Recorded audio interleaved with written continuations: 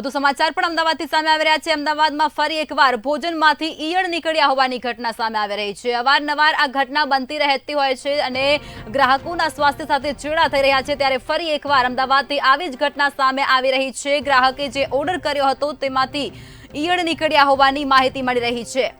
હોનેસ્ટમાંથી મંગાવ્યું હતું ભોજન, ત્યારે ગ્રાહકે કોર્પોરેશનમાં ફરિયાદ પણ દાખલ કરી છે। આજ મુદ્દે વધુ વિગતો સાથે મેહુલ દુધરેજીયા ફોન લાઈન પર જોડાયા છે। મેહુલ, ભોજનમાં ઈયળ નીકળી છે, ગ્રાહકોના સ્વાસ્થ્ય સાથે ચેડા, શું કહેશો આપ? જે પ્રમાણે અમદાવાદ શહેરના જે રેસ્ટોરન્ટ છે અને જે ખાસ કરીને મોટા રેસ્ટોરન્ટ છે ત્યાં આ પ્રમાણે બનાવો છે તે વારંવાર બનતા હોય છે। કોઈ વાર જીવાત નીકળે છે, કોઈ વાર ઈયળ નીકળે છે, કોઈ વાર જીવતા વંદા નીકળે છે।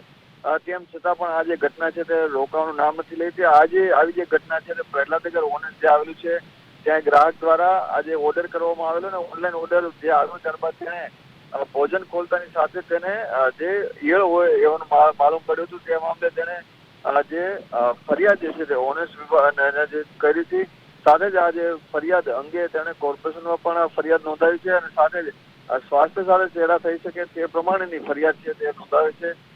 સાથે આ પ્રથમ વખત નથી, ભૂતકાળમાં પણ આ રીતે કેટલી વખત જે જીવાતો નીકળવાની ઘટનાઓ બની છે। તેમ છતાં કોર્પોરેશનનું જે આરોગ્ય વિભાગ છે તેઓ પગલે અથવા દુકાનો સીલ કરીને કાર્યવાહી પૂર્ણ કરે છે, પરંતુ કોઈ દંડનીય કાર્યવાહી, કડક કાર્યવાહી ન થતી હોવાથી આવા લોકો બેરોકટોક આ રીતે ભોજન આપી રહ્યા છે।